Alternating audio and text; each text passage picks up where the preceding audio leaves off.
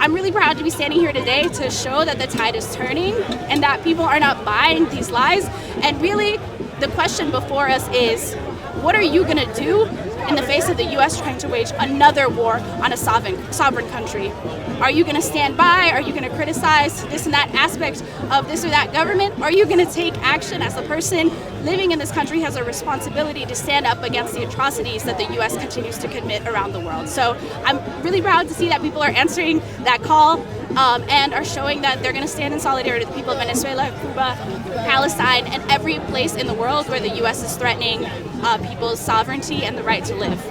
Today was a call to action all across the world, including here in the United States, where in over 70 cities, people organized protests against the U.S. war on Venezuela.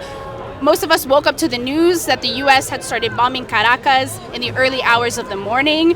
And within hours, there were mobilizations called across the country, which really shows what the sentiment and the will of the people in the United States is, that they are not falling for the lies, that this is a war against narco-trafficking, that this is a war for democracy, that this is a war against the so-called dictatorship. Really, we see it for what it is, a war based on lies and a war with the colonial aims to dominate the land and the resources of Venezuela, which we know is rich with oil, and the U.S. openly talks about how they want that for themselves. Just today, Trump was, and has repeatedly talked about how the U.S. should be controlling the oil in Venezuela. Even went so far as to say that the U.S. can be running the country today. It is completely illegal.